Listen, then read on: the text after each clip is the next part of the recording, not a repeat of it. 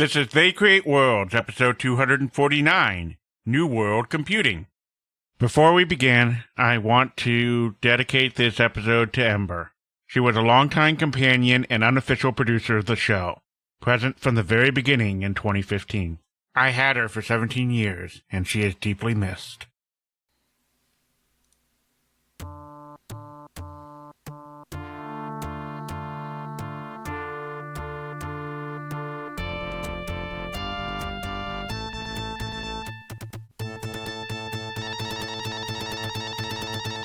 Inconceivable!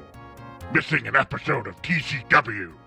With time running out and no episode recording, my mission of editing and releasing an episode on time is in grave danger. Librarian Alex? My editor, I am a prisoner. All is lost. Then what has become of the research? I have it now, editor. The algorithm, you misguided mechanism. You will destroy us all. My monstrous researchers, are you with me? Reset the algorithm. Traitors. Friend of the show, Ethan Johnson. You must help and record. But editor, I too am trapped in the archives. Then I will send out the distress call. The destiny of TCW is no longer in our hands. Seek help, little one.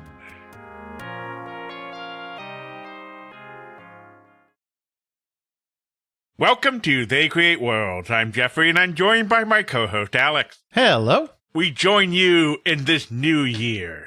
A new year of games, history, adventure. What better way than to learn all about New World Computing and might and magic? Indeed, it's a new year, so we're going to explore some new worlds, courtesy of Jon Van Caneghem and the gang at New World Computing. It's a quirky little company.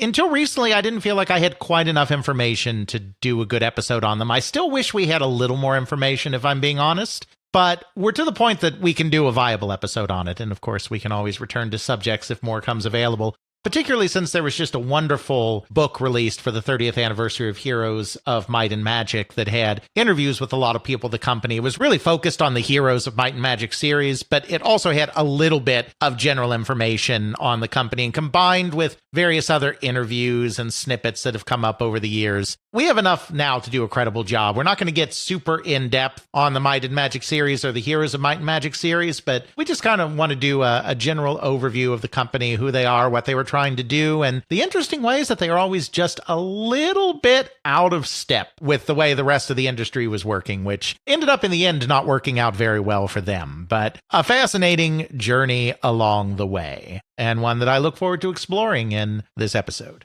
I know I played a lot of Might and Magic, particularly World of Zine, Might and Magic Clouds of Zine, and Dark Side of Zine, and the sort of combined together thing it did. Right. I'm not sure about you. You know, I never have played Might and Magic games very much. I dabbled very, I want to be clear on that, little in Worlds of Zine.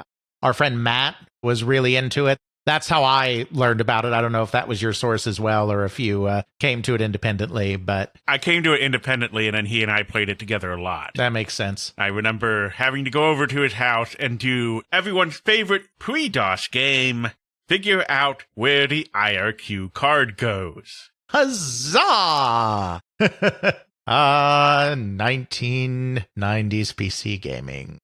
Those were the days, or I should say early 1990s PC gaming, in that period between when peripherals like sound cards became common and Windows 95. Yes, everyone's favorite time of fighting IRQ hell. But our monstrous friends are not with us. They serve Alamar. So, where do we go to start this? Well, we have to start at the very beginning, and we have to start with the individual who was the founder of the company and really the driving force of the company for most of its existence, Jon Van Caneghem. I may be slightly mispronouncing, but it is somewhere in that vicinity. Caneghem.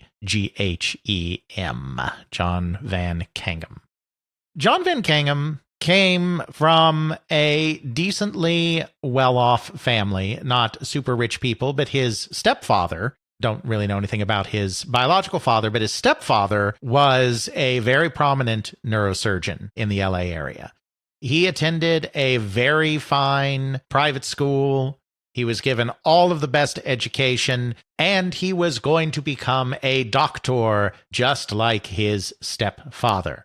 This was the plan, Jeffrey. This is what little John was sent off to the University of California, Los Angeles, UCLA, to do. There's just one little problem. That wasn't his plan. That was his parents' plan. So his parents went full Dr. Trans on him. Indeed. He was going to be a doctor. That was the way of things. There is no other path for you in this family. Go and do that. But that really wasn't his thing. He's a very smart guy. I mean, John is an incredibly smart individual. I mean, in terms of just raw academic power, I have no doubt that he could have been a doctor. But he's a very laid-back guy, and he was a guy that was just much more interested in playing. He was intellectually curious, but he wasn't much of a reader. He was really attracted to visual medium, and he was really attracted to playing games. He started, as many people did in those days, he's a child of the 60s, born 1962-ish, 62 or 63. A child of the 60s and early 70s, so he started out with the traditional board games, moved into slightly more complex games that are still very traditional, like your Risks and your Axis and Allies. From there into diplomacy, Avalon Hill wargaming, and of course, in the 1970s, a little game called Dungeons and Dragons. This was a big part of his life. I don't think he was blowing off every other part of his life to play games, but he was massively fond of games. And he continued his game-playing activities as he attended UCLA at the very end of the 70s and the beginning of the 1980s. He was a little more into this than everyone else around him, from what I can tell. That isn't to say that, he had lots of friends that were into all of these things. But he ran into that problem that all people start to run into as they get older. Something that you and I, Jeffrey, right now are very acutely aware of. How do we get these 6 people together on a regular basis to play a game? Shocky monkeys. Definitely shocky monkeys. It's hard. His friends were having more and more other things. I don't know what those things were, whether it was just college classes or girls or other interests. It's not important. The important thing is, even though his friends were still very much into the game, it's not like they were losing interest. They had so many other things going on in their lives that they really couldn't play D&D and other games as often as John would have liked, which was very frustrating for him. And then somewhere around, timelines on this kind of thing are always vague because you have nothing but personal recollections to go on. But somewhere around the end of 1981, the beginning of 1982, a friend of his introduced him to a little thing called the Apple II. On that Apple II were 2 little games called Ultima and Wizardry. Well, I can see where this is going because, as all of us who have played these games know, that Might and Magic, the original, has that very front-facing perspective, very much how the Ultimate Dungeons were and how the Wizardry primarily played out, where you had your characters along the line, you had your interface off to the side, you had your main view screen, and you tried to figure out, how do I walk around this not very detailed maze just to go to the shop? Absolutely. He was hooked by both of them. He was a devoted fan of Ultima. He was a devoted fan of Wizardry. In interviews, he said that he probably played through the entirety of both of those games 7 or 8 times each, because this was right up his alley. This is the stuff he already liked in the real world. And now here were games when he could play whenever he wanted. No waiting for 5 or 6 people together. I can play a fairly reasonable approximation of Dungeons and Dragons right now with just me. Because we have to remember, even though Dungeons and Dragons, we've said this before, even though it's morphed in a lot of ways, you can have all sorts of different kinds of campaigns. Role-playing, like is done by groups like Critical Role, is just as important as combat and all of this. Back in the day, Dungeons and Dragons really was primarily go into dungeon, fight a bunch of monsters, avoid or disarm a bunch of traps, get a bunch of loot, move on to the next dungeon. So even though Ultima and Wizardry are very primitive, they satisfied a lot of this itch. But they didn't satisfy all of it. Jon was incredibly impressed with the potential of computers, and he was an avid fan of Ultima and Wizardry, but they still didn't quite scratch his role-playing itch. Because these games, in their worlds, were pretty sparse. Now remember, we're talking about the original Ultima and Wizardry. We're not talking about Ultima 3, we're not talking about Ultima 4, where Richard Garriott did a lot more world building. We're talking about the very first Ultima and the very first Wizardry. You have these worlds that, for the most part, are fairly empty. You do a little bit of exploration, you do a little bit of killing monsters, you get some loot, you improve yourself, but there's not a lot of exploration, encounter, and questing. Even though he felt that they were fairly reasonable dungeon simulators, fairly reasonable combat simulators, especially Wizardry with its more multiplayer tactical combat, which Ultima did not have in the beginning. That's an Ultima 3 thing. He felt that there was a lot of room for improvement, and he felt that there was room for a game that did some of those things that he wanted, which was a surprise around every corner, a task around every corner, a new quest, a new item, new ways to improve your character, building stats to the stratosphere, getting more and more powerful, taking on bigger and bolder monsters. Not a lot of that was happening in Ultima and Wizardry, at least not to the degree that he wanted. He decided, well, if a game like this doesn't exist on the Apple II, I will go ahead and make me one. So that's exactly what he did. In 1983, he switched majors, much, I think, to his parents' disappointment, from pre-med to math and computer science, and he started delving into creating his own RPG. We have to remember, there are a lot of people in this time period, Richard Garriott and Andrew Greenberg and Robert Woodhead among them, that were like, oh, these microcomputers are cool. I know computers because I've been using them since high school, been using them since my early days of college. I'm already a computer science major, whatever. This is cool. I'm going to make myself a game. That's not Jon Van Caneghem. Before he was introduced to that Apple II in late 81, early 82, he had never had anything to do with computers. When he was introduced to the Apple II, he was only introduced to the Apple II as a device that you can do cool things on, like play games. He wasn't introduced to it as something that is like, hey, let's program on this thing. And he was a pre-med major, so he wasn't doing anything with computers in college. He had no idea how to program a computer. He certainly had no idea how to program in assembly on an Apple II, and for a game this complex, you had to do it in assembly back then. He had no idea how computer games worked. He'd played a bunch, but he had no idea how they worked. He had no experience in any of this, and his computer science degree, or his math degree, the double major that he was switching to, weren't going to help at all because microcomputers were still very new at this point, and computer departments were still rooted in things like mainframes and Fortran and COBOL, not Apple II and 6502 assembly language. As someone who has a CS degree from a somewhat reputable school, I always had this viewpoint of, if you're actually good with computers, you're not teaching it. Yeah, for sure. There's a degree of that. And, UCLA is a pretty fine technical school itself, but especially when you're at the dawn of something new.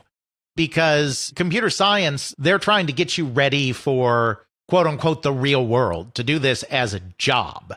There aren't jobs in microcomputers. Yeah, obviously there are a few computer game companies, a few application companies, but that's not where the work is. The work is still in mainframes and mini computers. And it is in, databases.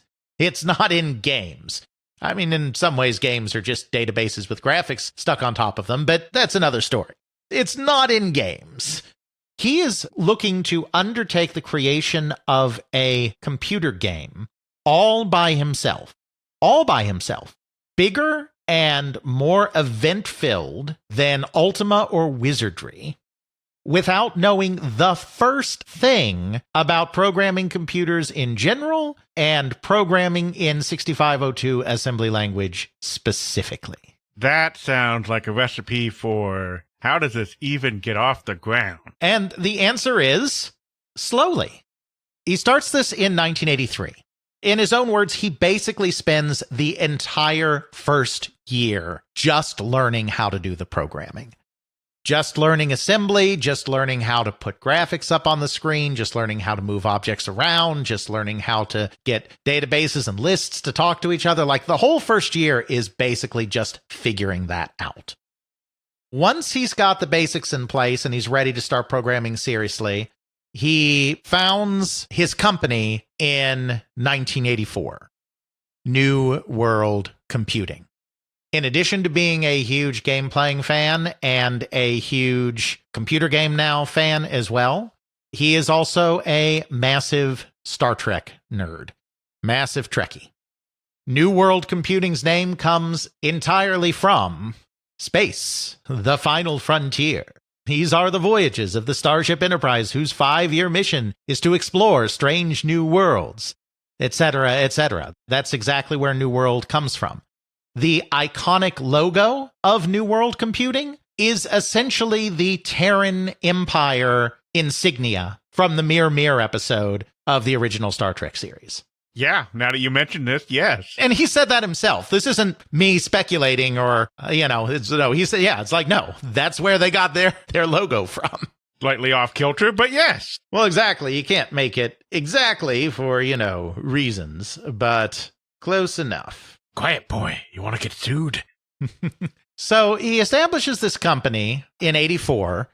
I think that's about the time probably he's finishing up school as well. He moves back in with his parents. I don't know that his parents are exactly happy with all of this, but they agree to be a little indulgent with him on this little phase of his. Moves back in with the parents, founds the company in 84. He has $70,000 in startup money, which he gets an inheritance. I don't know from where, because I've just got what I've been able to glean from various articles. Some of it comes from a little inheritance he happens to get around this time. Some of it comes from his parents, who fund him a little bit. And some of it comes from a bank loan. But he scrapes together $70,000 to live on, to start this company, works in his parents' house, and spends about another 2 years actually creating the game. It takes 3 years because he is literally doing this. He is kind of the last of the lone wolf programmers. By this time, games are getting more graphically and orally rich. In general, there's no way one guy can do everything. I mean, we're still in a period of time where one guy can do a lot, but they usually have an artist or a sound guy or both, or maybe they have a co-programmer that works on a few of these routines. We're not to the point where we have fully specialized teams of people making games yet, but we're beyond the point where a single person can fully by themselves make a, for the time, AAA game. But that's exactly what Jon Van Caneghem does. He gets a little help, he said, at the very end from a friend of his on some graphical stuff. The graphics were all his. It's not like this guy came in and did the graphics. And I mean, you can kind of tell that because even between Might and Magic 1 and Might and Magic 2, there's a big jump in the quality of the graphics because Van Canghem's doing everything himself in the first game. He gets a tiny bit of help on some graphical stuff. His first wife, Michelle, if you look at it spelled out, it looks like it should be Michaela, but everyone, including John himself in interviews, pronounces it Michelle. His first wife, Michelle, who was a lover of history and mythology, helped a little bit with some world building and some writing stuff because she was really grounded in some of those, fantastic mythological creatures and stories and whatnot.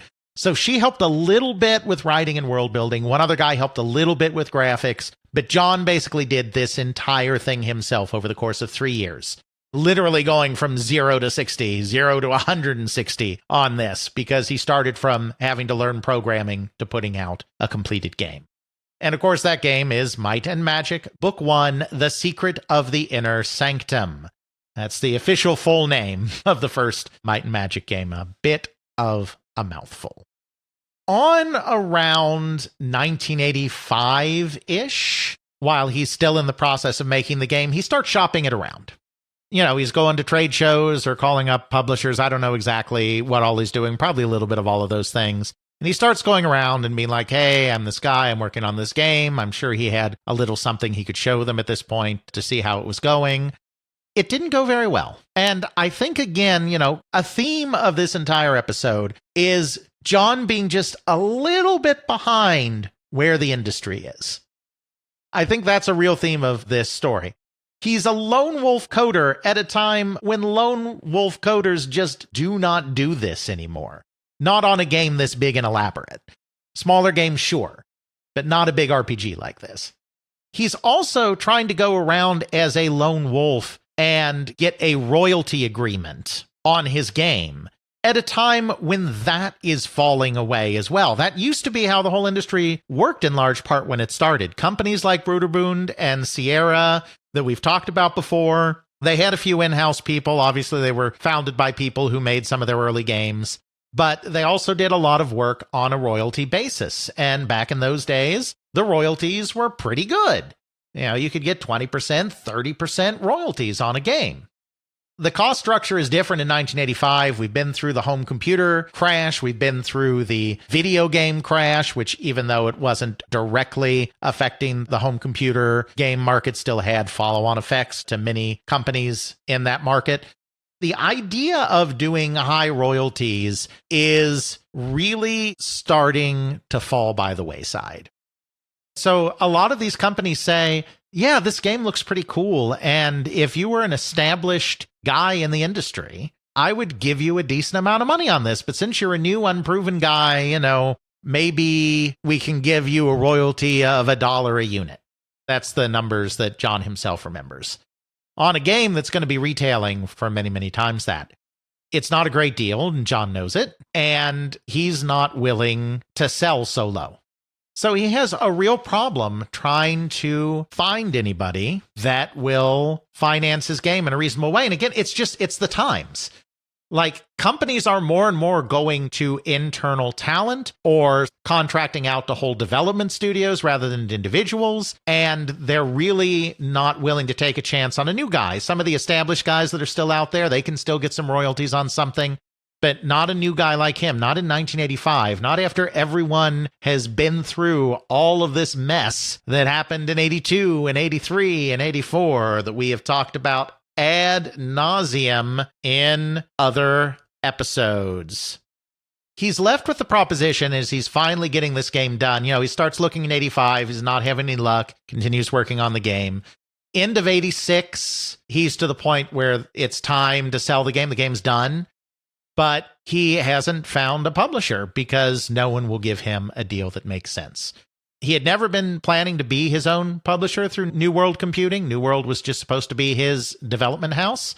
But now he's like, okay, if nobody's going to give me a good deal, I'm just going to have to publish this myself.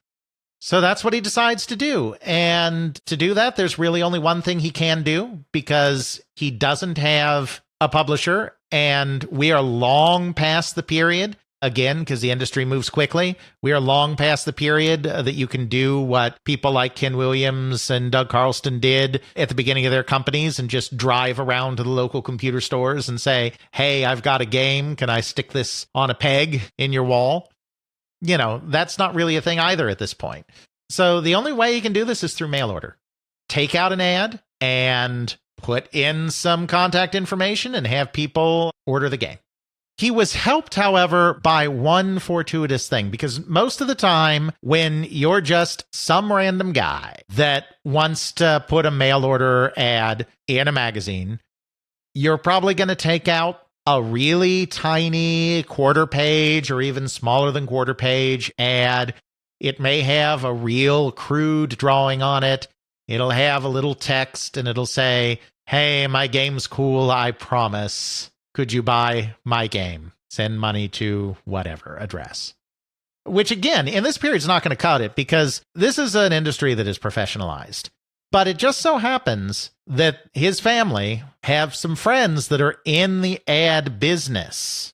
He's still got a little money left from his $70,000, so he actually goes to these people and we're like, I need a real professional full-page ad that I can put into the magazines.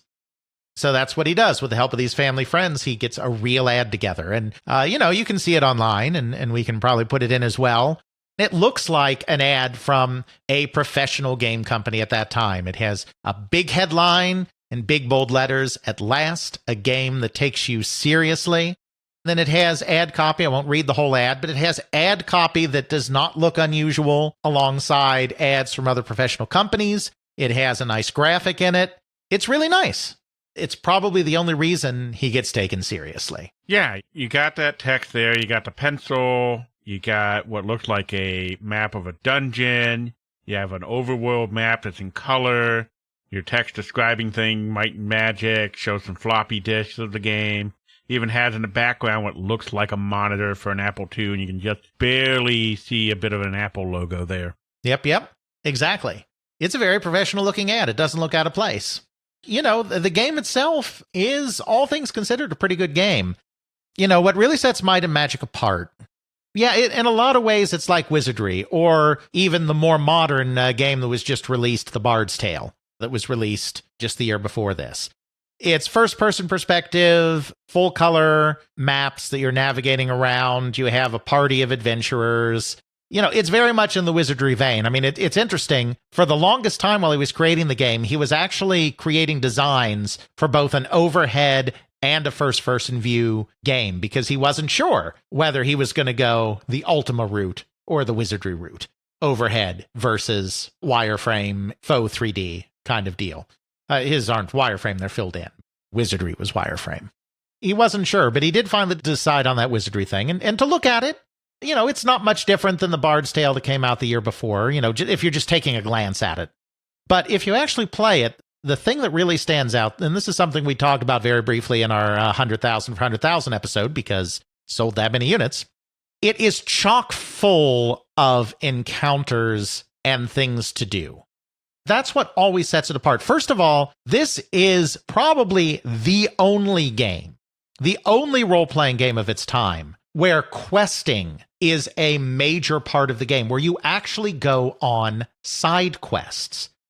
This was not something that these games did back then. And, you know, I have not played every RPG in existence, but Chet Bolingbroke, the CRPG addict, has at this point, in his attempt to play through as many RPGs as he possibly can, has basically played through every RPG that has been released to this point. That is not an exaggeration. He is pretty certain that this is the first RPG with side quests, or at least the first RPG with enough side quests that you can really consider them side quests. I mean, maybe occasionally you would have something that would run you off in this direction, but the idea that you go around the world and discover things you can do, kill this specific monster, climb all the trees in this area, you know, performing a weird action, solve this puzzle, and you will be rewarded for that, separate from the main plot. The idea of side quests is something that didn't really exist in games. Oh, great hero, my children are lost. Can you find them? I will make you this bread and give you their lunch money. Indeed, and in the early games, he didn't have a lot of NPC interaction. Like, you were not generally getting these quests from NPCs. In fact, his NPC interactions are far more primitive than the NPC interactions that are now present in Ultima by the time you get to Ultima 4. Where you're actually having conversations with them. But you know, in Ultima 4, basically everything you have to do, or everything that you can do, is towards that main plot. You know, all of the various activities you undertake are towards solving that main quest of becoming the Avatar. That's true of other RPGs as well. Some of them have developed more elaborate stories or more elaborate quests at this time, but not the idea of side quests. So that's one thing that really sets them apart. And I want to quote Chet Bolingbroke. Jimmy Mayer, the digital antiquarian, also quotes this paragraph. So I'm quoting Jimmy, quoting Chet, but I think this sums up the key difference between both the original Might and Magic and the Might and Magic series in general and its competitors. So this is Chet's writing. The Might and Magic games have always been generous.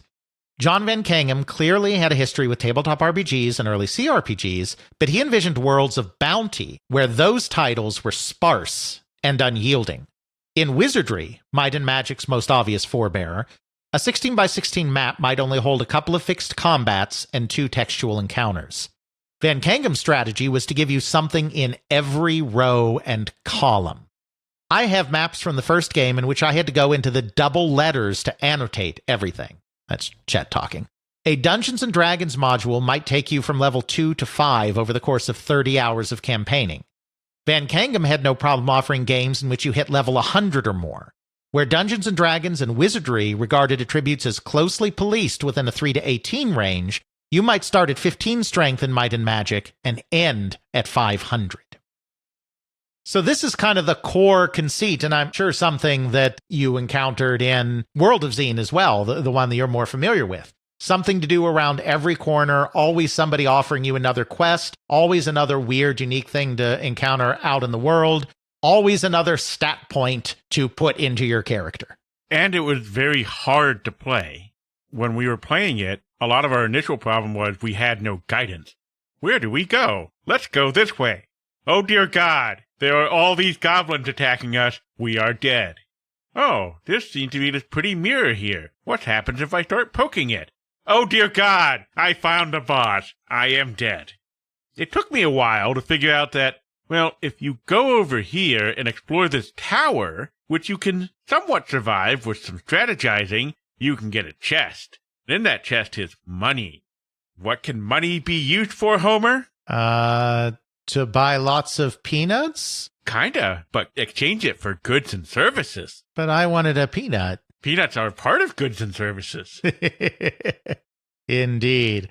Yeah. Obviously, things are even bigger and bolder and whatever in the fourth and fifth games in the series than are in the first, but that ethos lasts throughout the entire series, and it starts right here. Just the idea of there's always another side quest, always another discovery. That is what sets Might and Magic apart from its contemporaries, and this professional ad gets people curious enough that they take a chance on it, and he does okay with it, considering that it's just mail order. He sells about 5,000 copies, all of which are being, of course, packaged and shrink-wrapped himself, because it's still just him. I think he has his own apartment by this point. According to one profile of him, by this time his parents are not speaking to him. I don't know the details there, but I think they're finally fed up that he's still doing this computer game flight of fancy of his and not becoming a doctor like he's supposed to. So he's fallen out with his parents. I think he has his own apartment by this time. He is married to his first wife, Michelle. I assume they're still married. At some point they're not, but I guess I don't actually know when they divorce. 5,000 units by mail order? That's not bad, all things considered. Far more importantly, that ad catches eyes in the industry, and for kind of the one time ever, I talk about how he's always kind of behind the curve, which I think is true a lot of the time, but for the one time ever, he's exactly in the right place of the curve at the right time. Because in late 1986, Activision comes a-calling. Jim Levy, CEO of Activision, gives him a call because Activision is about ready to follow in the footsteps of Electronic Arts and establish an affiliated publisher program. We've talked about this both in the context of Electronic Arts, who invented the idea of what they called affiliated labels in the computer game industry. We've talked about it in our Activision Mediagenic episodes as well, also our Broderbund episodes, because they did the same thing. But the affiliated label or affiliated publisher, called different things by different companies, was basically a system where you have these massive computer game companies like Electronic Arts and Activision. They are attempting to take over distribution from dedicated computer game distributors like SoftCell, cut out the middleman. Electronic Arts, the ones who's really pioneering this, discover that they are having a very hard time because even though they have some very good games, they don't have the volume, and a lot of bigger retailers don't want to have to deal with 20 different companies. Even if those companies have really good games, they just want to go through a distributor and make all of their orders at a one-stop shop. So what Electronic Arts discovers, and what companies like Activision discover following in their wake, is that they need more product to be able to do their own distribution.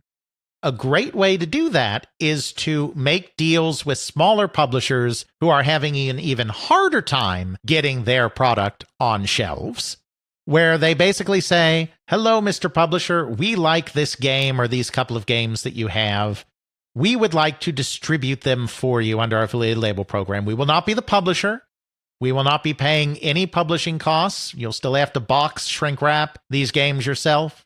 You will still have to market these games yourself. You will still have to take all of the risk of publishing. However, that also means that we won't put our name on the box. Your name will be on the box, and you will keep far more of the profits than if we were publishing your game for you. We are just going to take a small amount, say 20% or something like that, of money in a distribution fee. You get the benefit of getting your game into stores, no hassle, with very little cost to you, and cheaper than going through a traditional distributor would be. We get the benefit of having more games because we have these great distribution networks and we don't have enough software in the pipeline to get the shelf space we need for our products. So you get distribution at a cheaper cost. We get more product to fill shelves, and everybody is happy. Activision is in the process of setting up their affiliated publisher program. They're looking for publishers. The mail order ad presumably catches somebody's eye at the company. They call and are like, hey, can we do business here? Jon is like, that sounds like a great idea. At this point, very end of 1986, very beginning of 1987, New World kind of becomes a real company for the first time. He hires a bunch of his gaming buddies to be his first employees, most notably Mark Caldwell, who will later become the general manager of the company, and a guy named Ronald Spitzer, who he brings in as the CFO and who becomes his right-hand man in running the company. He gets himself a proper office in a kind of sketchy area of Van Nuys with just a few offices and a small warehouse. They start stockpiling and shipping more units. When they need to move pallets around, they borrow a forklift from a company down the street. They rent it. I mean, they don't borrow. I mean, they pay for it. But they rent a forklift from the company down the street and drive it to their warehouse along the road to move pallets around. They're small, but they are, at this point, a real company and not just Jon in either his parents' house or in his apartment.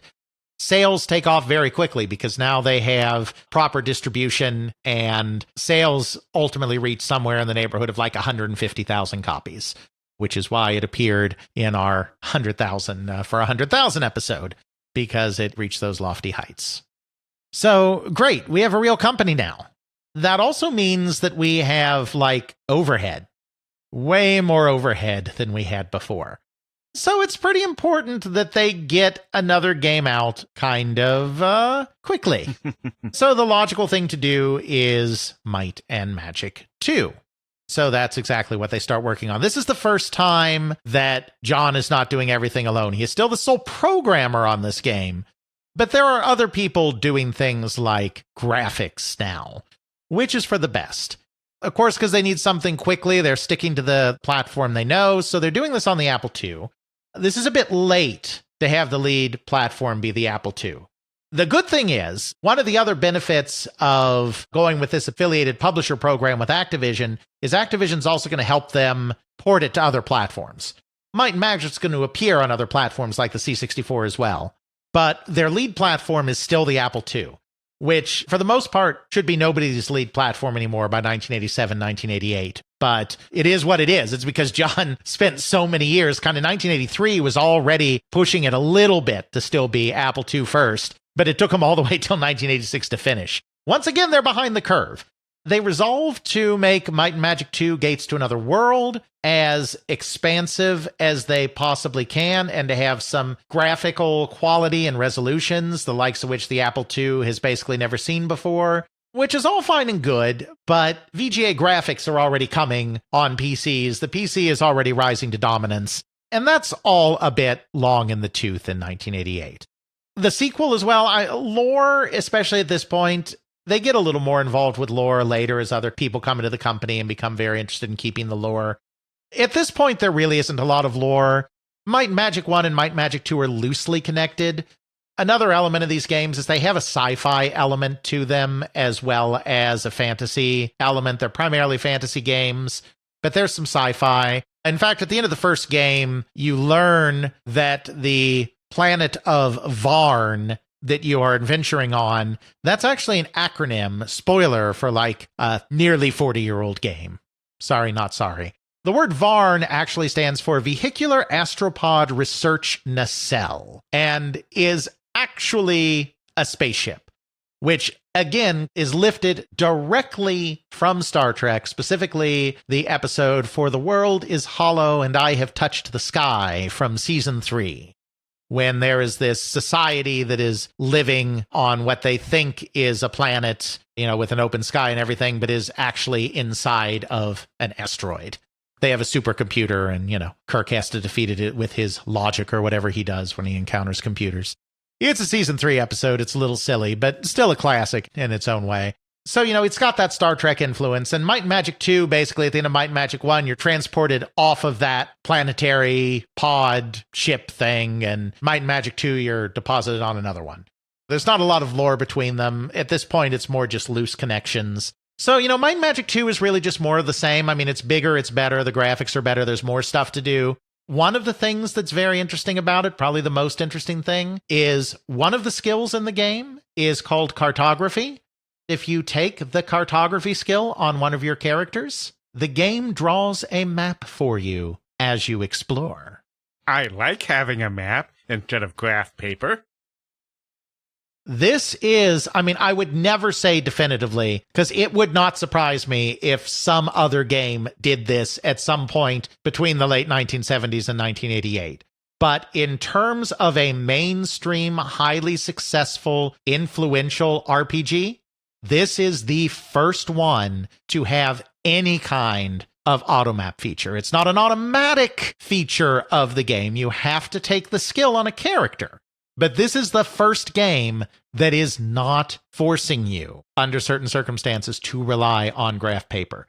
That is a huge quality of life change that Might and Magic 2 brings to games. A lot of people who play game today, any kind of game, really, there's always an auto map. There's either a mini map, there's all sorts of maps showing you where you are, where you can save, all this other stuff. There's a lot of quality of life there to really help navigate you around if you're lost. I'm finally getting around to playing Dragon Quest XI, and it hits me over the head with all this mapping stuff. But in my day, I had no map. I had to pull out graph paper if I wanted a map, or, as I inevitably ended up doing it, I memorized the bloody thing. It's amazing to think that a game from the late 80s has such a quality of life feature. Something that is integral to the game, and it makes it have sense in the fact that you have to have the cartography skill. The forethought to think that is really, really impressive. Yeah, and it's funny because in a lot of ways, Might and Magic 2 is very primitive. It's on the Apple II at a time when the Apple II has not been for years the dominant gaming platform. It's still entirely turn-based, by which I mean every time you take a step, then the rest of the world does its thing, and then nothing happens again until you take your next step. Like nothing happens in between you taking an action. Dungeon Master, which was the first prominent game, again, we're never talking an absolute first, we're just talking about influence and prominence. Dungeon Master the year before was the very first prominent RPG that moved to real time. Whether you stand still or take steps, everything else in the dungeon is doing their own thing. If you stay still in Might and Magic, if you see a monster in the distance in Might and Magic 2, that monster will stay in the distance no matter how long you wait until you take a step. Whereas in Dungeon Master, you see a monster in the distance and you wait around, it's going to be, zombies coming right for you, shoot him in the head. Still on a grid. It's not Ultima Underworld yet, but it's real time. But they have real-time idle animation I can just sit there and panic about ad nauseum. Yeah, indeed. So in some ways, Might and Magic is still very primitive, but in this way, in its continued pioneering of side quests, which are still a prominent part of the second game, and in its use of an early auto-mapping feature, it is in some ways ahead of the curve. It doesn't do as well. They rush to get it out because they need the money. The first game was great and all, but sales were falling and they needed another game out. The walls were closing in and they had to get it out before the end of 1988, which they did. They made it. But, there was some diminishing returns. Not that it was unsuccessful, but some diminishing returns over the first game. But, they've got a series now. At that point, they do something incredibly bizarre. They go nuclear? They do, but that's not what I'm referring to. For a period of 2 years, they basically leave the computer game business. They do publish an adaptation of Nuclear War, classic Flying Buffalo game, which is what you were referring to. But other than that, they don't do anything else because they get accidentally sidetracked into, of all things, board games. Board games. Yeah. Now, this isn't 100% a huge surprise because, as I said, Jon Van Caneghem is a massive gamer, and he's a massive gamer of things like Avalon Hill board games and whatnot, and Diplomacy and Axis and Allies and all of this stuff as well. So are all of these early employees of the company like Mark Caldwell and Ron Spitzer, because they were his friends from gaming that he brought into the company. Literally in the afternoon, like when the workday ended, 4 or 5 o'clock or whatever, everyone immediately started gathering around playing board games after work. In that sense, it's not a surprise, but in the other sense, why did this happen?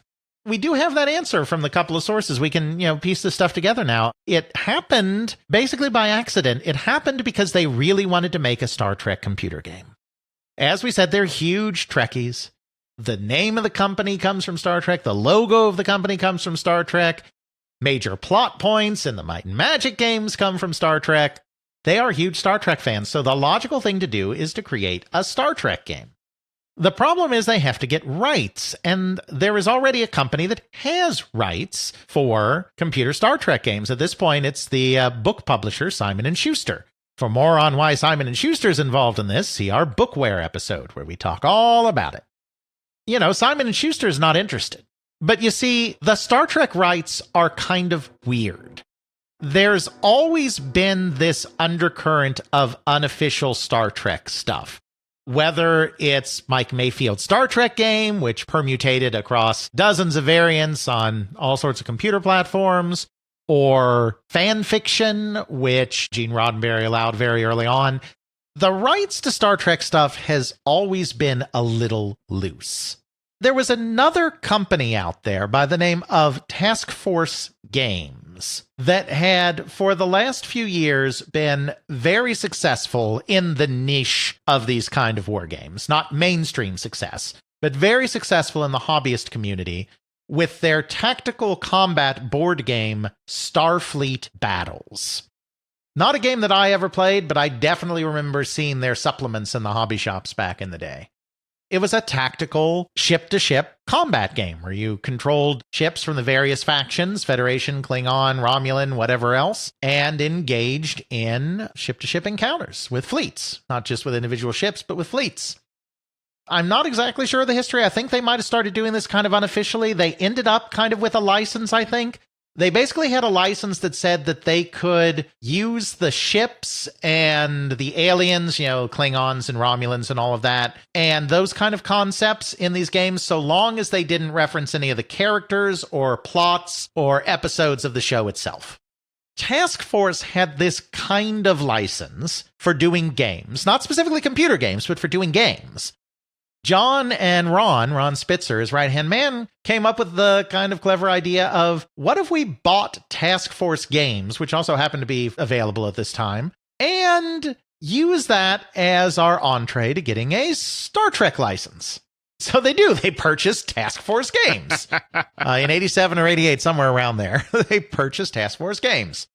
They bring in another guy by the name of John Olson, who worked for Games Workshop, to run the company for them.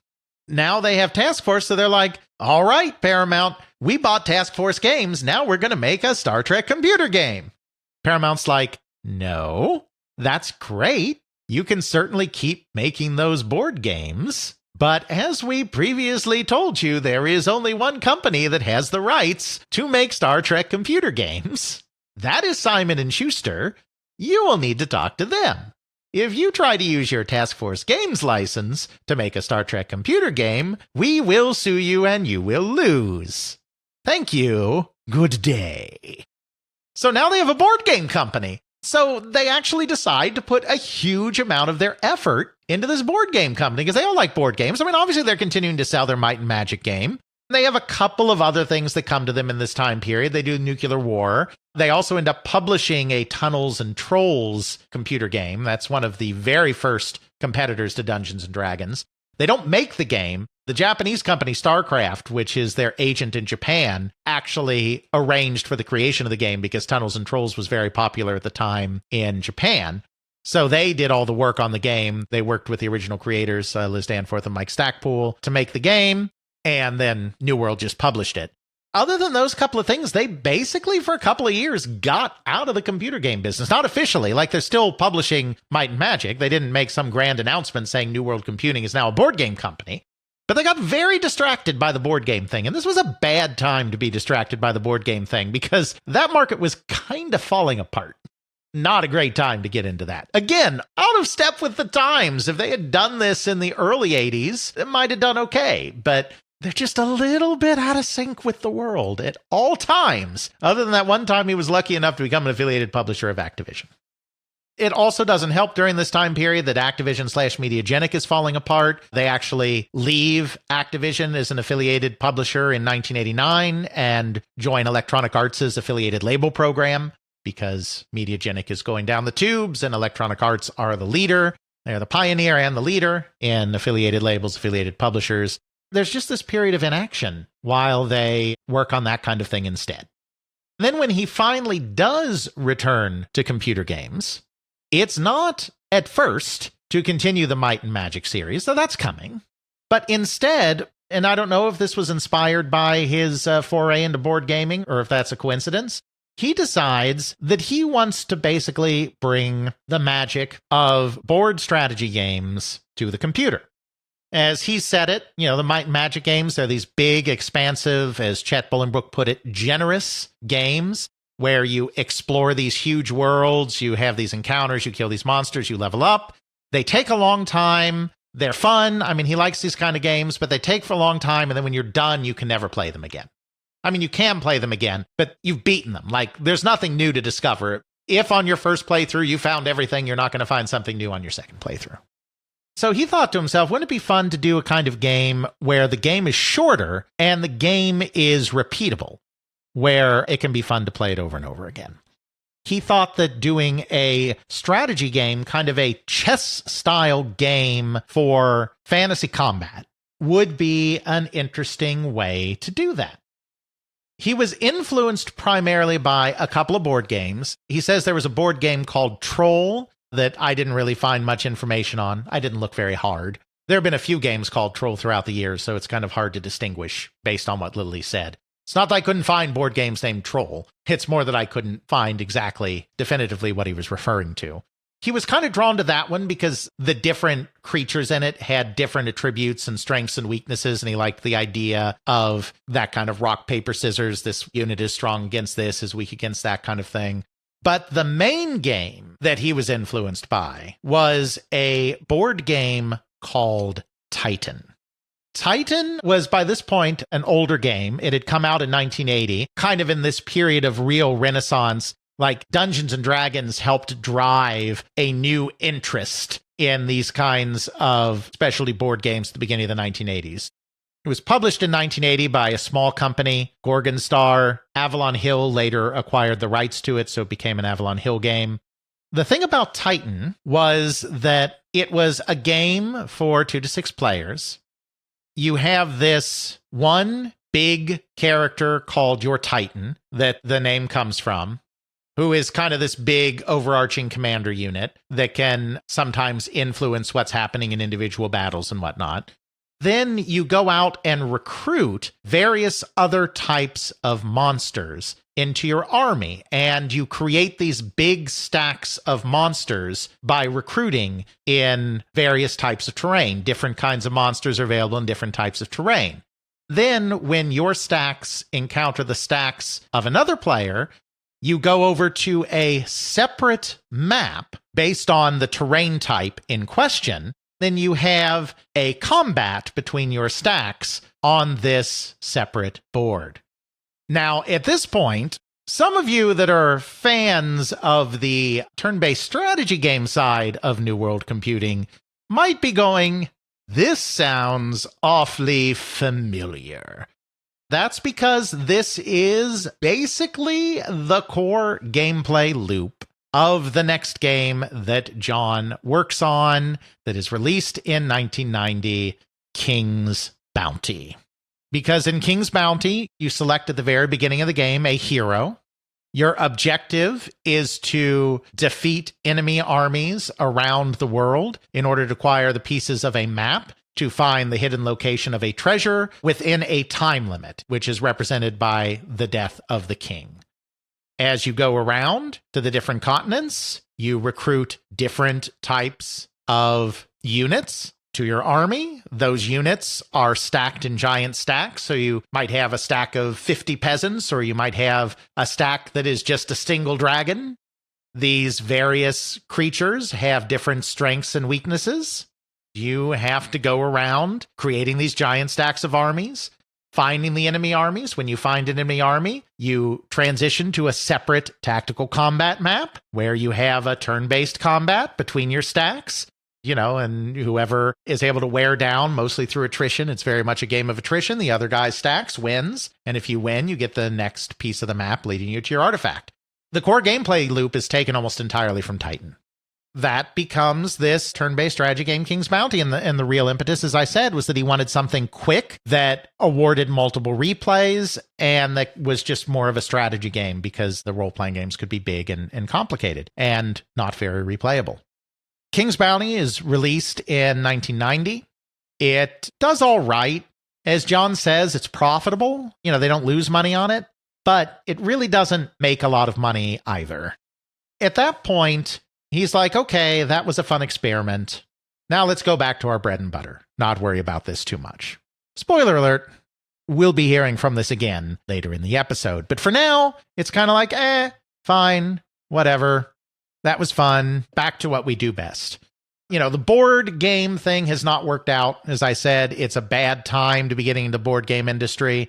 They eventually do sell Task Force Games. John Olson, who they brought in to run it, they basically sell it lock, stock, and barrel to him somewhere around end of 1990, beginning of 1991, somewhere in there. And in the meantime, even before they sell it back, they are moving back to their bread and butter of computer games. They finally make themselves a Might and Magic 3. Might and Magic 3, Isles of Terra, finally brings them to the PC. This is big. They are finally getting on the right platform. Their engine is fairly decent for the time, probably not quite on the exact cutting edge, but decent enough. And it brings that same spirit of generosity that the previous Might and Magic games had. In addition to that, it has some other things. First of all, auto mapping is now a standard feature. Might and Magic is truly the game, as far as I know, that helped make the auto map commonplace. They were really on the cutting edge of interface there. The other thing that it has, Jimmy Mayer, who's also played through a lot of these games, is pretty darn sure this is the first RPG. And again, maybe something beat it, but certainly nothing mainstream, certainly not the Ultimas and Wizardries of the world. This is also the first RPG with a quest log, because it has always been the pioneer in side quests. Chet, in his review, and again, Might and Magic 3 Isles of Terror comes out in 1991, and Chet, even though he's adjusted his course now because there are too many games to play and they're too big, at this time he was still playing every game he possibly could. So he has basically played every game, every RPG, I mean, not every game, but every RPG that was released up to 1991.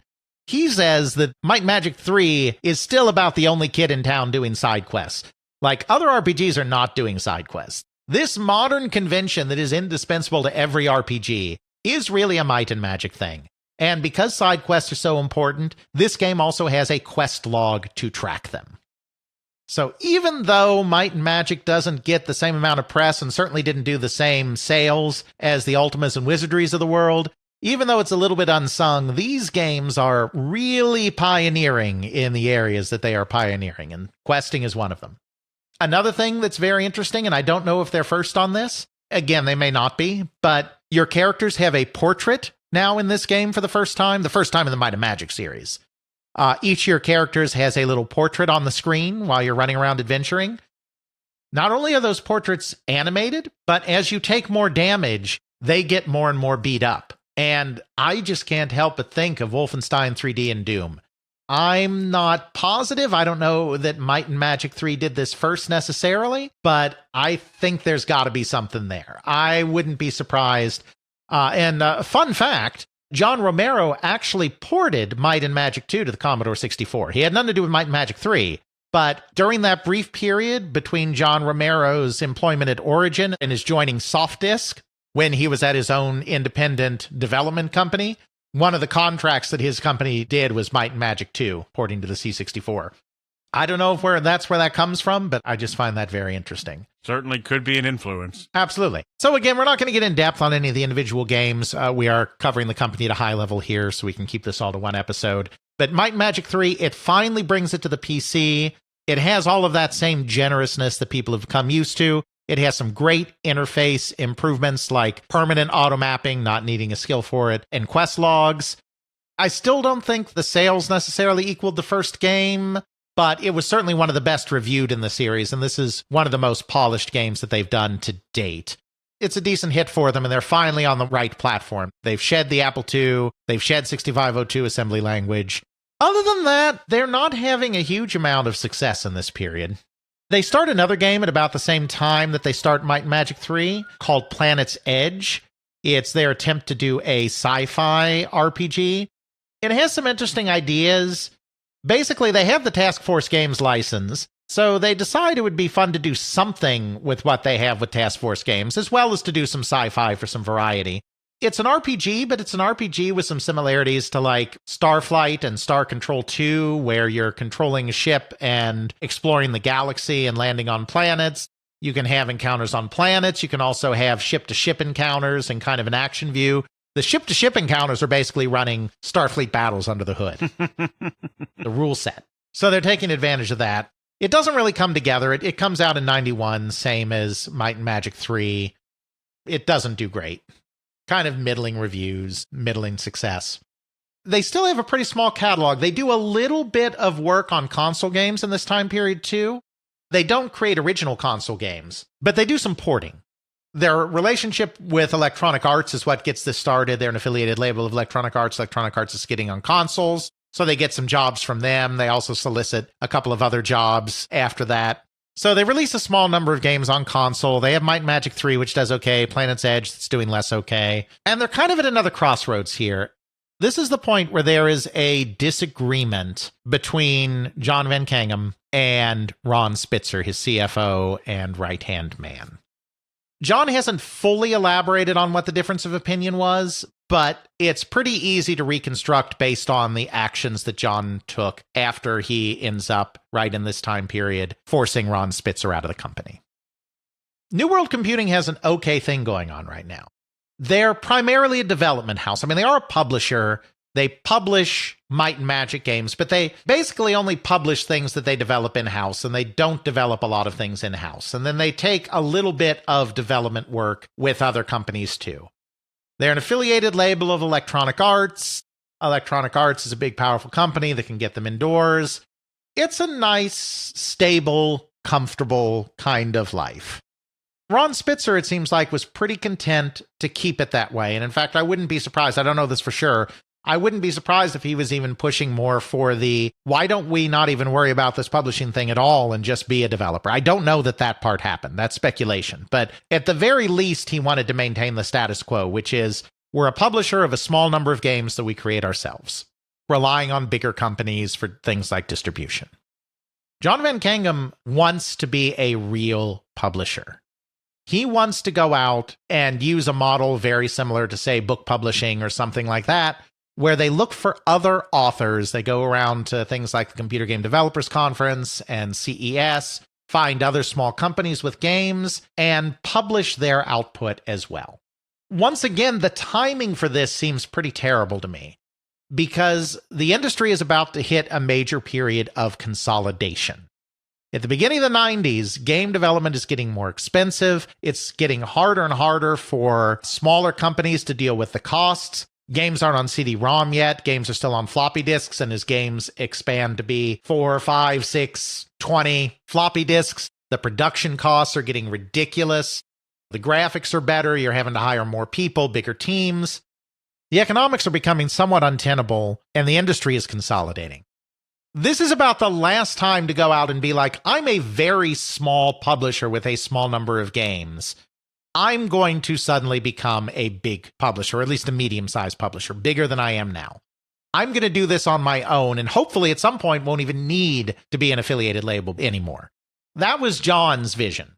Ron did not share it, and so around 1991, Ron ultimately leaves, joins Electronic Arts. Jon was already the CEO, but now he's like in complete control as opposed to he and Ron kind of splitting a lot of duties. So they start to take these steps to be a publisher. They switch labels again. In Jon's own words, as he said in interviews, Electronic Arts was focusing more and more on console games. They were signing up lots and lots and lots of companies to be affiliated labels. Jon felt that there were too many companies and too much console focus and that New World was just getting lost in the shuffle. They leave Electronic Arts program and they join in 1992 Broderbund's program. Basically, Activision, Electronic Arts, and Broderbund are the three primary companies that made affiliated label programs. Now they have jumped between all three. Not a lot of companies did the hat trick like that. He starts sending around Mark Caldwell, his first employee, another one of the early guys, to start looking around at places like the Computer Game Developers Conference, CES, etc., for other companies that they can publish games for. In the meantime, they, of course, continue work on their own stuff as well. They start the next Might and Magic game, which is your territory, Clouds of Xeen. They just call it Clouds of Xeen. They don't call it Might and Magic 4. They call it Might and Magic Clouds of Xeen. In Jon's words, he feels like the number thing can start to be a detriment after a while, that the brand's more important than the number, so they drop numbers for a bit. They come up with a grand idea to link Might and Magic 4 and Might and Magic 5, so that if you have both games, they create one giant game, and you can travel between them, and there's a whole new end game with more content, etc. That's all fine. I mean, the games do okay, as their games always do. They do end up publishing a couple of things, a strategy game, Spaceward Ho. Jon knows Mark Baldwin, the creator of Empire, so they release Empire Deluxe through New World Computing. Empire's kind of important, but mostly outside the scope of New World Computing, so we won't go into detail here, but they do the Spaceward Ho game, they do Empire Deluxe. They find a guy named Phil Steinmeier, who has a World War II game with a kind of interesting AI called Iron Cross.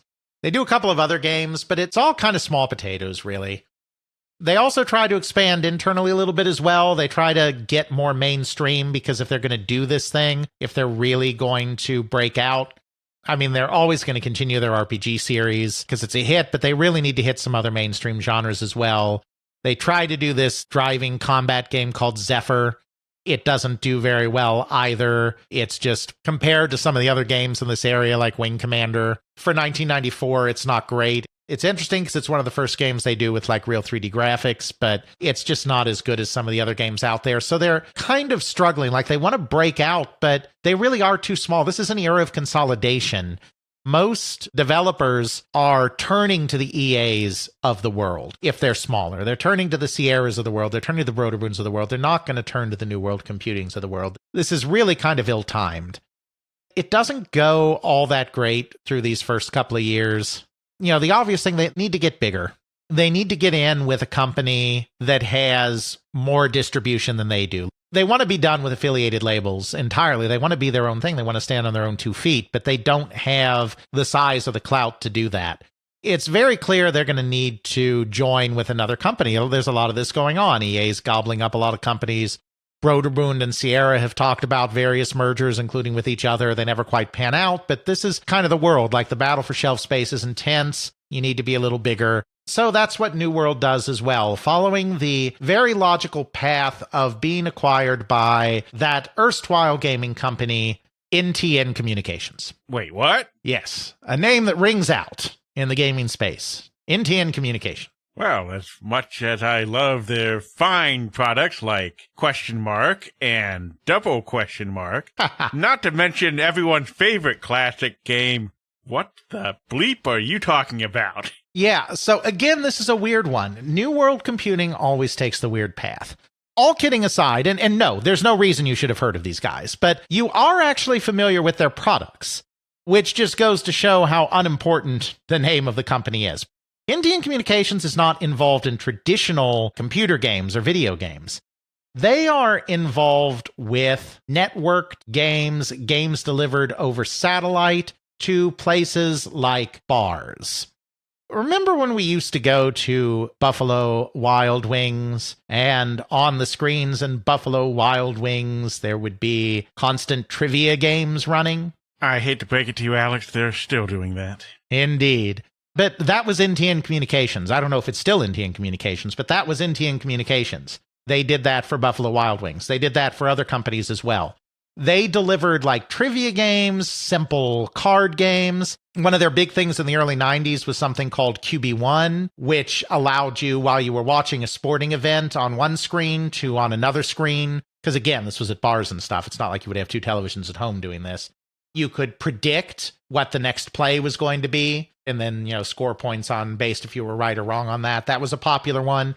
These were the kinds of games they did, and they also got involved in some early online portals as well.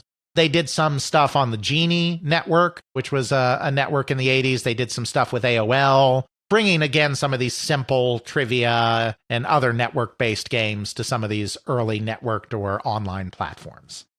Jon has said in interviews that the reason that this kind of happened is NTN Communications kind of stuck. They knew they were in a growing area because networks were getting bigger, content was going to be king, online portals, the .com bubble's about to happen. They kind of knew that things were going to be happening, but they were kind of stuck because there was nothing sexy about what they did. There was nothing that they were doing that really could entice investors, because this is still before the .com boom. It's right on the cusp of it. We're not right there yet. They needed to raise their profile in a way that would attract greater investment. Meanwhile, New World Computing needed more money so that they could do better distribution and kind of fulfill this vision that Jon had to be a real publisher, a real diversified, go it on our own, do our own distribution publisher. I also think that he was probably a little intrigued by the online aspect, because not long after this, they will start work on an MMO in the Might and Magic universe. If you look at the Might and Magic games with things like their quest logs and side quest dependence and all of that, they're already doing a lot of things that, kind of the modern MMO is all about. So, you can see how that would be kind of a good match. I imagine they were a little interested in the networking thing as well, but that's kind of why this happened. You can kind of see the logic if you squint, but it was a terrible idea. These companies were not compatible companies. But in 1994, they joined forces. New World Computing merges into NTN Communications. Most of this period, and it's only a 2-year period, it's a very brief marriage. Most of this period is pretty unremarkable, except that this is the period of time when he returns to this idea of King's Bounty. King's Bounty was a fun little game, but it didn't gain much traction. The sales were very modest, and so Jon was kind of like, that was fun. Now on to something else. One person who wouldn't let the game die was his second wife, his current wife at that time.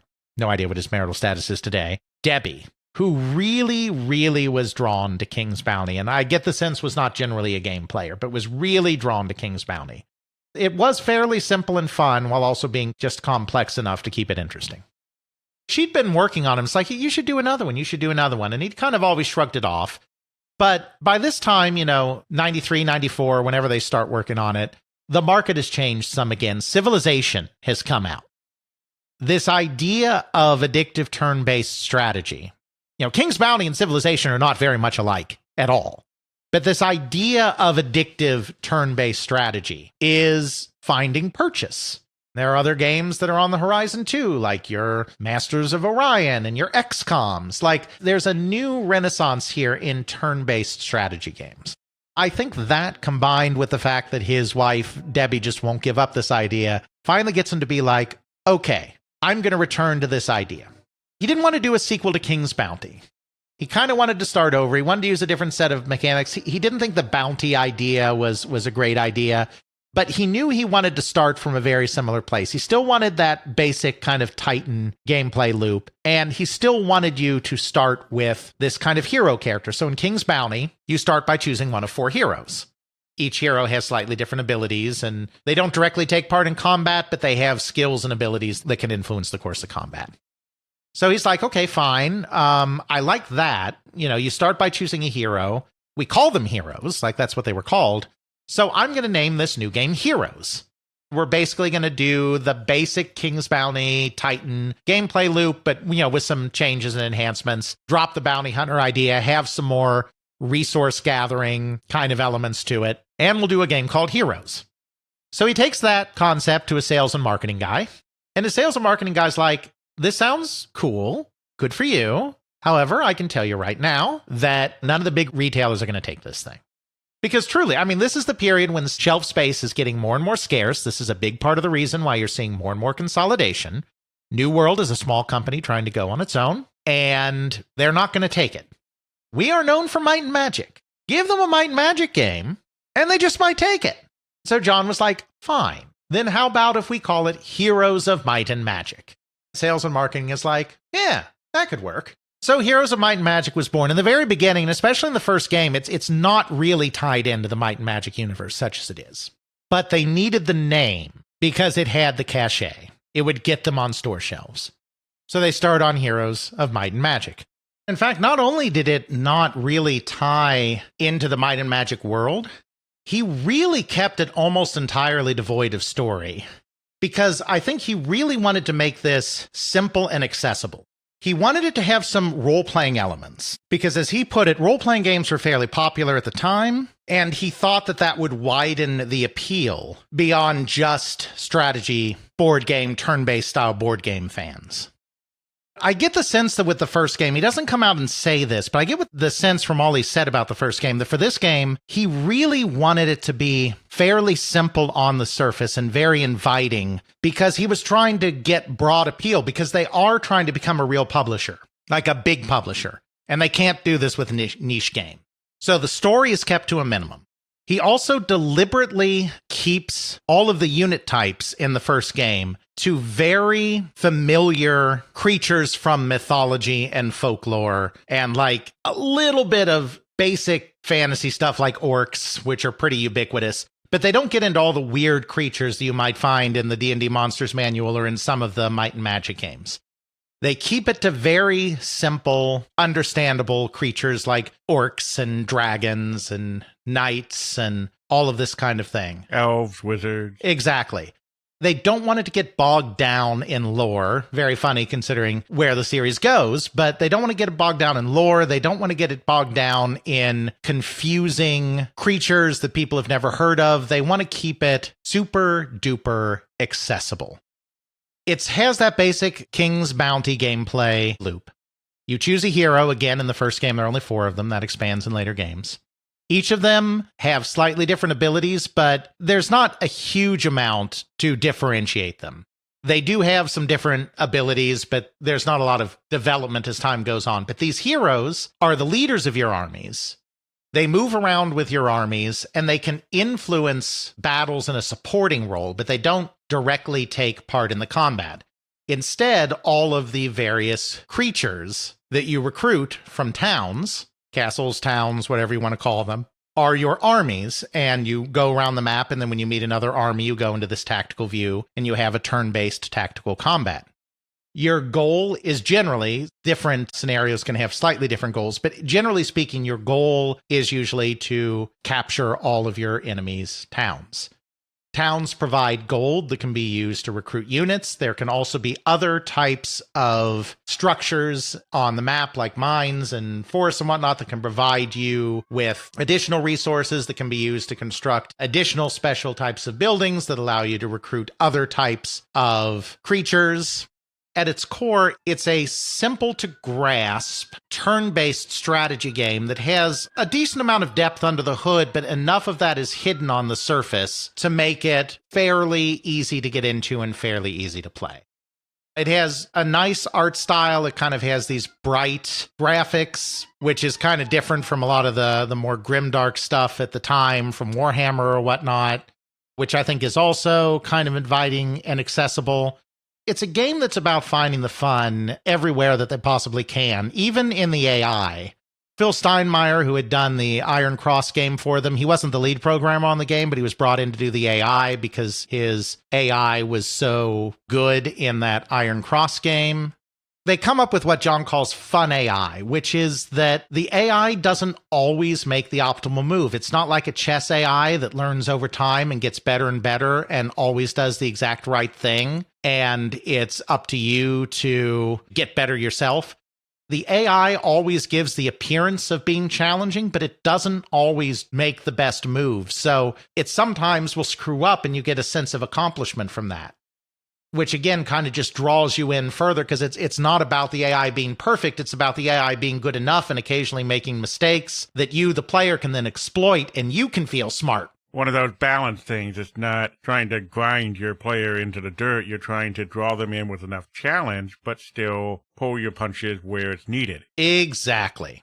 So it gives you a little bit of that one more turn addiction that you get from Civilization. Like in Civilization, there's also Fog of War. You don't know the entire map at the start, so you're also exploring. You're exploring the map, you're recruiting units, you're expanding your influence and your reach, you're building new types of buildings to be able to recruit new types of units, you're discovering other resources, mines and forests for lumber, all of this kind of thing. You're expanding to other towns, getting more gold, building larger armies, exploring, and then eventually coming into contact with your opponents. And then it turns to this tactical combat screen with your stacks of units, very similar to King's Bounty or Titan, and you're duking it out. It's all colorful. It's got a good interface. It just flows easily. It's easy to get into. It's pretty simple compared to its sequels, but that simplicity is kind of an asset at this point when they're trying to get people used to a type of game that, quite frankly, has never been a mainstream kind of game. Panzer General kind of hit big doing a similar thing the year before for SSI. You know, it's just this kind of idea of if you get too fiddly with your strategy turn-based games, you lose the fun. They become more about the rules and less about just the joy and the fun. Unless you're the kind of person that likes those complex rules, but that's really a small overall part of the population. Like, that's a niche. Yeah, definitely the whole find the fun in the game. If you lose the fun, you're dead. Exactly. So by finding the fun, by making it inviting, by making it just complex enough, by making it just familiar enough, they create a genuine hit. It becomes a big, big hit. Already, within just a few months of its release, it had sold over 100,000 units. Released in September 1995, by the end of the year, it had already sold over 100,000 units. Sales just went up from there. I don't know exactly what final sales were, but it sold several 100,000 copies. I mean, it was never going to be a big million seller, which were starting to become more common in this period of time, but that was huge for New World Computing and was huge for this kind of game. It was a real breakout success and was probably a big part of the reason that they were able to ditch their very poor merger with NTN Communications and in 1996 get acquired by the 3DO company. 3DO company, Trip Hawkins, of course, had been founded to do the 3DO multiplayer game system. That wasn't working out. It was a disaster for a variety of reasons that we won't talk about here. And by 1996, they're pivoting to being a software-only company, and they're getting out of this hardware business. Of course, Trip knows John. Trip had been in Electronic Arts when New World Computing was an affiliated label at Electronic Arts. He's also super impressed by Heroes of Might and Magic. Jon Van Canegham's really impressed with 3DO, not so much because their track record with hardware, which is terrible, but because they have an online game, Meridian 59, and he is still harboring these hopes of doing a full-fledged Might and Magic MMO. Never comes to fruition because it ends up costing too much money and 3DO cans it, but that was a big part of the reason that he was attracted to 3DO, so the companies get together, and New World Computing becomes a subsidiary of 3DO. It's really just a developer at this point. In fact, John is able to really refocus on games and not worry so much about running a company anymore because there's not so much to run. They've kind of come to the end of this grand ambition. They tried to become a publisher themselves. They did this rather bizarre NTN Communications merger to try to finally realize that dream. It didn't work out. Now they're back to just basically being a developer. We'll go through the 3DO years kind of quickly, both because there's not a huge amount of information and because there's not a huge amount to say. 3DO, of course, is unsuccessful in trying to transition to a software publisher. They keep going for a few years, and they have a couple of series that do okay, but they never really establish themselves and end up going out of business in 2003. In the meantime, they do see New World Computing, and particularly the Heroes of Might and Magic series, as kind of the one thing that may save them, may keep them going. And so they keep putting a lot of pressure on the company to release games quickly. Release the next Might and Magic game, release the next Heroes of Might and Magic game. Very little time for development. This ultimately impacts quality and has a bad effect on the company, but they do some decent things before then. First of all, Heroes of Might and Magic released in 1995. Heroes of Might and Magic 2 comes out in 1996, just a year later, and is in many ways a game changer. Even though they don't have a lot of time to make changes because it's only a year later, they really deepen some of the systems. They add 2 more heroes to the game. They do a whole lot more abilities for heroes, including customization. There's a variety of skills, like 14 or so, that they have in the game that you can customize your heroes. So not every necromancer is the same. Not every wizard is the same. Not every knight is the same. You have more customization. The other thing that they really did is they wanted to deepen the choice. They wanted there to be trade-offs. So you have a bunch of skills, you have a bunch of magic spells, you have a bunch of abilities. They wanted each of them to have pretty clear advantages and disadvantages so that you weren't just pressing buttons. Like if there's an armor spell, they didn't want it to just be like, well, at the beginning of every battle, I click on the armor spell because more armor is always good. They didn't want it to become rote like that. They wanted to make sure that you had kind of limited resources and there was a give and take between different kinds of abilities. And like if you're using an armor spell now, maybe that means you won't be able to use something else important down the line. So is it really worth it to do armor now? They wanted to create this give and take amongst abilities. So those were the big things that they really focused on in the second game, is improving customization, improving choice, going deeper in lore. They actually had a story this time, and they had a series of connected scenarios. The first game had like one scenario, and there was basically no story behind it. This time, they created a series of scenarios and really focused on deepening story, deepening lore, deepening ability choice, creating more options while staying within the same framework, and had another massive hit on their hands. Heroes of Might and Magic 2 was incredibly successful. This is the point where it's really becoming like, okay, you know, these may be the games that are sustaining 3DO in the long run, and we need more. We need expansion packs. We need new games. You've got the Might and Magic series as well. You should release more games in that series. They also actually start to connect. Heroes of Might and Magic 2, Might and Magic 6, Mandate of Heaven, and Heroes of Might and Magic 3 have a lot more interconnections in terms of their lores. Might and Magic is just not a name appended to heroes anymore, but there's actually plot points and characters and setting elements that are shared across the games. Might and Magic 6, Mandate of Heaven, is the next game that comes out. This is another big move forward in the same way that Might and Magic 3 was a big move forward, because this time they moved into a 3D engine. It's not fully 3D graphics, but it's a 3D world, and they are finally off the grid. We talk about the grid in other contexts, but basically step-based games like the Might and Magic games, the Wizardry games, even Dungeon Master that was in real time, you were on a fixed path through the dungeon. When you take a step, you're stepping into the next square on the grid. You're not moving forward like 2 inches. You're moving into another square. Each step that you take is another square on the map. Now we're in an actual off-the-grid, free-roam, open-world kind of map situation. Might and Magic 6 is bonkers. They were trying to move forward with the technology while not leaving people behind, so they have this full free-roaming, off-the-grid world. They also have a real-time mode, the first time that the game takes place in real time. Because it had been a turn-based series up to this point, they also had a turn-based mode, and you could actually change between those modes freely. You could switch back and forth between the turn-based mode and the real-time mode, which could lead to all sorts of fun and interesting glitches.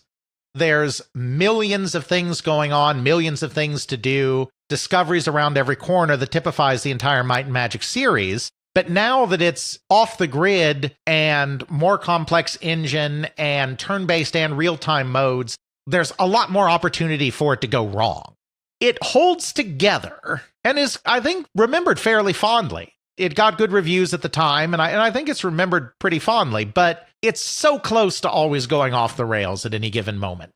It's bursting at the seams of what is possible. I have played this game It was ungodly buggy when I tried to play it to the point of I couldn't play it.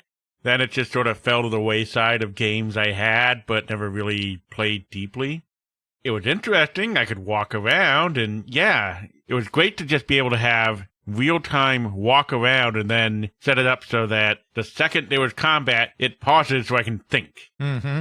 Being able to think about what's going on is really, really helpful to understanding, well, what's going on. The interface and trying to figure out how do you navigate around a thing, how do you look up and down, some of this other stuff, I'm not sure. From what I remember from the time, I had a lot of trouble with it.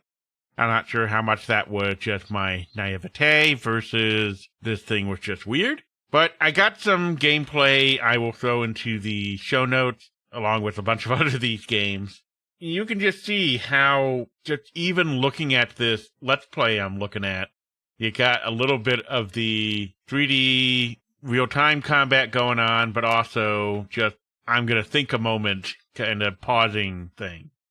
It's just crazy because you just have, like, your 4 people, and they're just spamming attack stuff, and it's just flooding the hallway with the equivalent of static charge, tearing down all these knights left and right. Yeah. Am I playing Diablo here or what? What's going on here? Yeah, and you know, it was kind of a weird time in RPGs. The RPG market is kind of stumbling towards the current market, but a lot of the old series were falling by the wayside. This is the period when Ultima was running into trouble, when Wizardry was running into trouble. I wouldn't say that Might and Magic 6 specifically runs into trouble. We'll talk in a second about what happens after. But in a lot of ways, even though it's vaguely ridiculous and is buggy and has some stuff that's just like, what is even going on? At this point, kind of its main competition in creating like big, grand, open world, free roaming RPGs is probably the relatively new entrant into this genre, the Elder Scrolls series from Bethesda. You know, it comes out 2 years after Daggerfall. Daggerfall is also a kind of weird, janky game, and the thing about Daggerfall is it's gigantic. It's still perhaps one of the largest game worlds ever created. It's ridiculously gigantic, but most of it's procedurally generated. And most of it's just empty, boring space. I mean, you rely on fast travel. If you didn't fast travel in the game, you'd still be walking across the map today. Like, it has a real-world level of real estate. So a lot of it is empty and barren and not much going on, and it's a fairly janky game as well. So in some ways, Might and Magic 6 is running rings around that because it's huge, not as huge as Daggerfall, but still huge. It's not procedurally generated. It's got that same spirit of generosity of things to do and discover that the series has always had. And sure, it's janky, but most of the games are janky in this time period. That actually probably set it up in a good place to move forward as a series. Then the very next year, you get the next Heroes of Might and Magic game, Heroes of Might and Magic 3 in 1999, and it basically takes what Heroes 2 did and refines it in very smart ways. They brought in a new producer for it, David Mullich, who had been in the industry a very long time, all the way back into the late 70s. Also a friend and listener of the show, so my apologies if I butcher any of this too much to David. You know, he comes in and he serves as the director, and he basically lets the design people do their thing. He kind of focuses on the art side. They kind of change. They upgrade the graphics because the graphics are kind of long in the tooth. They move away from that bright art style. He brings in a new art director, or promotes a new art director. They give it a graphical upgrade and a graphical polish. It does get a little more grimdark, a little less bright than earlier games. But, you know, this is a universe where Diablos happen now, so that's probably necessary. They basically just refine and add to what was in the third game. In some ways, this was probably the peak of the early series. Heroes of Might and Magic is in a great place. Might and Magic 6 is not bad, all things considered. We're not going to call it one of the greatest RPGs ever made, but it's not bad, all things considered. This may have set them up for real success, except that they're at the 3DO company, and the 3DO company is falling apart. They are not having success in their transition to a third-party software company. New World is becoming one of the few bright spots, and the various Might and Magic games are one of the few things that is working for them to keep going. So at this point, they just demand more, more, more. There are tons of expansions to Heroes of Might and Magic 3. Ridiculous pandemic levels of expansions throughout 1999 through 2001. They are also forced to immediately release the next Might and Magic game, Might and Magic 7, in 1999, and then the very next Might and Magic game, Might and Magic 8, Day of the Destroyer, in back-to-back years, 99, 2000. So they released 3 Might and Magic games in 3 years. We're in the late 90s, early 2000s now. You can make a sequel to a game in a year, sure, but you're not going to have any time to do major upgrades. You're going to use the same engine. Yeah, you're going to use the same engine, and you're not going to be able to do much even to advance that engine.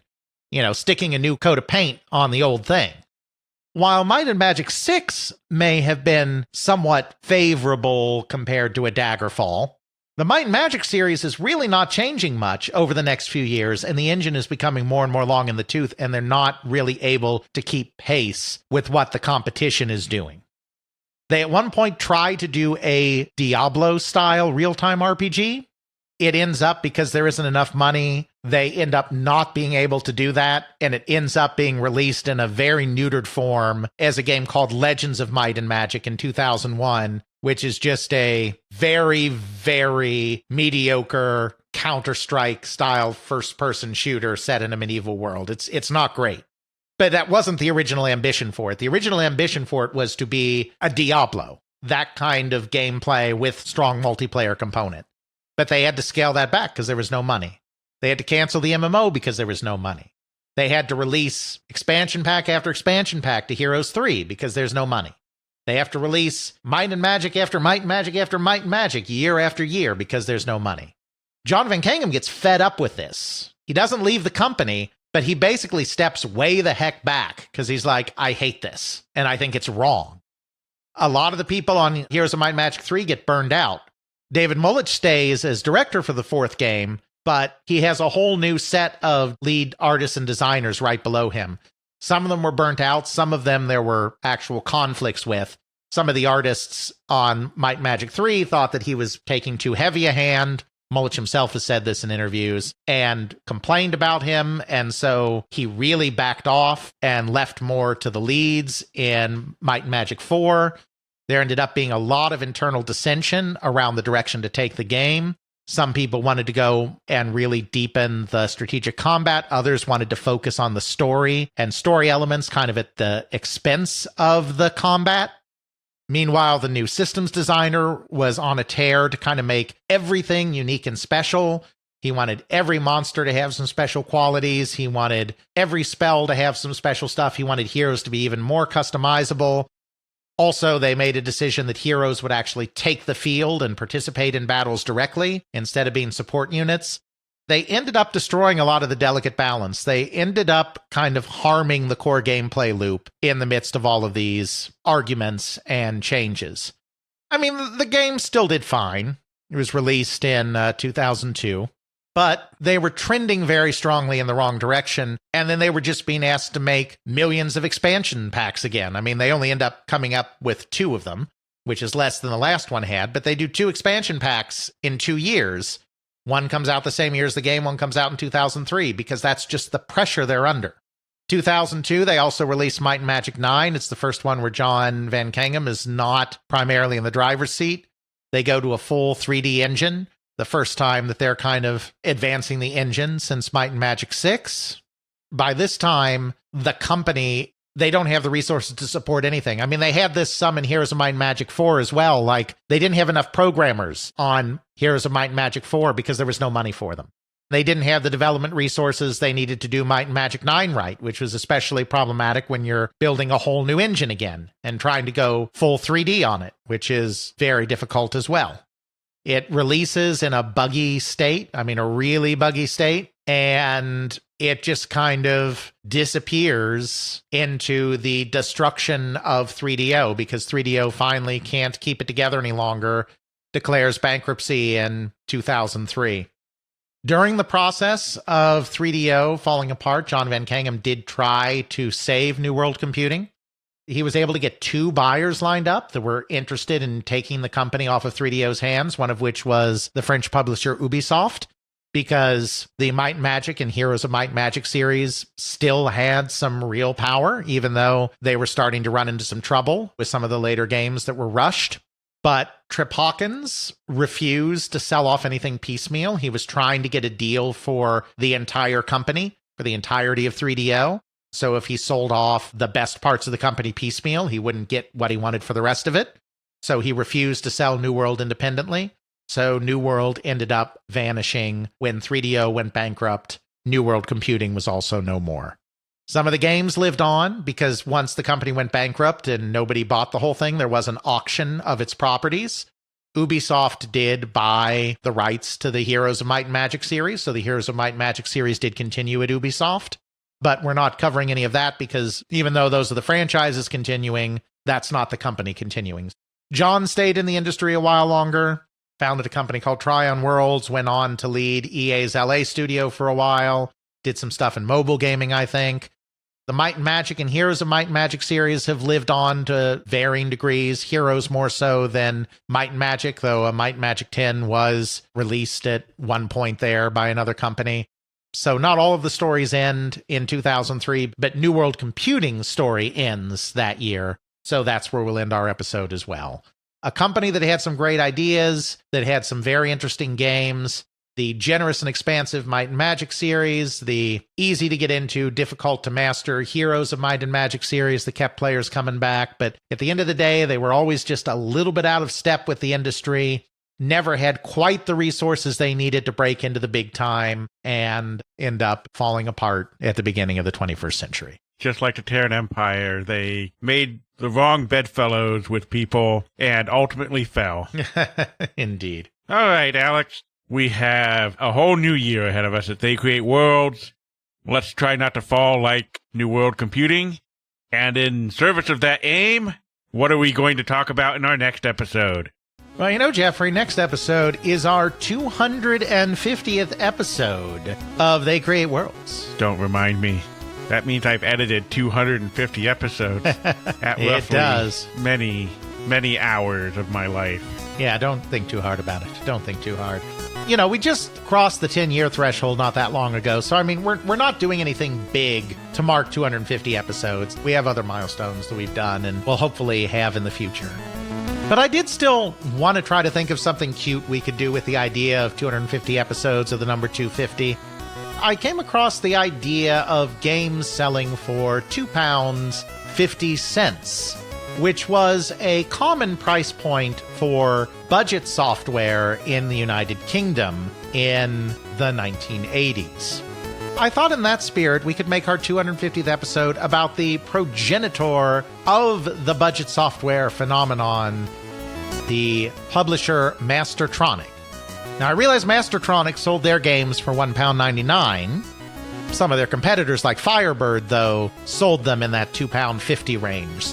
You know, it's a little bit of you have to squint a little bit to get that connection going, but it's close enough that it feels like for our 250th episode, we should look at Mastertronic, who led the race to the bottom on price in the United Kingdom. Well, we get to go back to the UK and enjoy all of the fun games of bedroom coders and budget software.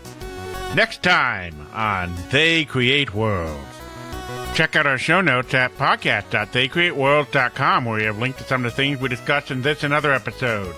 You can check out Alex's video game history blog at videogamehistorian.wordpress.com. Alex's book, They Create Worlds, the story of the people and companies that shaped the video game industry, Volume 1, can now be ordered through CSC Press and at major online retailers. Feel free to email us at feedback@theycreateworlds.com. Please consider supporting us on Patreon at patreon.com/theycreateworld. If you do sign up, please do so through the website and not through the iOS app. This saves you from the 30% Apple markup. We understand that you may not be able to financially support us, but you can still support us by leaving a review on Apple Podcasts, Spotify, or the podcasting service that you use. We now have a podcast available on YouTube. Please like and subscribe. The intro music is the intro theme to Dark Side of Zine, owned by whoever owns New World Computing now, or the rights to the game. So, yeah, it's just used here as a parody. Outro music is Bacterial Love by Roll Music, found at freemusicarchive.org, used under a Creative Commons Attribution License.